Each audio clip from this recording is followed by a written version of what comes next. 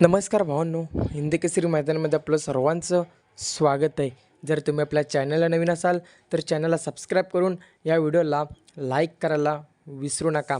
तर भावांनो, आज शहापूरकरांचं भव्यदिव्य असं ओपन बैलगाडी शर्यतीचं मैदान संपन्न झालं आणि या मैदानामध्ये आपल्या सर्वांच्या लाडक्या बिनजोडचा बेताज बादशाह म्हणजेच मथुर 1001नी 2 नंबर केला. भावांनो, आज पायरा देखील टॉपचा होता.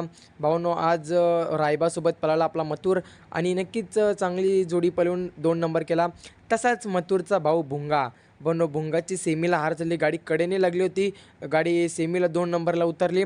असो भावांनो, बैलगाडीच्या शर्यतक्षेत्रामध्ये हार जीत तर होतच असते.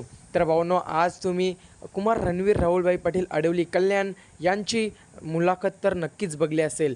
भावांनो, ती मुलाखत होती म्हणजेच जे येणारं 21 तारखेला कोरेगाव हिंद केसरी मैदान संपन्न होणार आहे. त्या मैदानामध्ये आपल्याला बिनजोडचा बादशाह मथुर 1001 आणि मिलिंद शेठ पाटील कोसगाव अंबरनाथकरांचा भुंगा एकत्र पळताना दिसणार आहे. तर म्हणजेच काय भावांनो, बऱ्याच दिवसानंतर हा जोड एका जोटात आपल्याला पळताना दिसणार आहे. पहिल्यांदाच पळताना दिसणार आहेत. बऱ्याच जणांची इच्छा होती की भुंगा आणि मथुर एकत्र पळताना दिसावा. तर भावांनो, नक्कीच बऱ्याच दिवसानंतर हा जोड आपण एकत्र पळताना दिसणार आहे.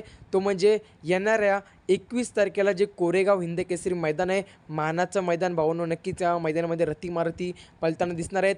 तर राहुलभाई यांनी आधीच पायरा सांगून टाकलेला आहे की मथुर आणि भुंगा पळणार. तर राहिला विषय, या गाडीवर ड्रायव्हर कोण? तुम्हाला सर्वांना आता प्रश्न पडलेला आहे, या गाडीवर ड्रायव्हर कोण?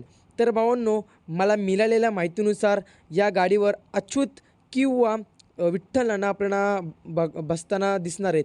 भावांनो, अच्युत ड्रायव्हर आहेत, नक्कीच ते देखील दिसू शकतो किंवा विठ्ठल नाना बुधकर हे दिसू शकतो. तर भावांनो, या दोन्हींपैकी तुम्हाला कोणता ड्रायव्हर पाहिजे कमेंटच्या माध्यमातून कळवायला विसरू नका.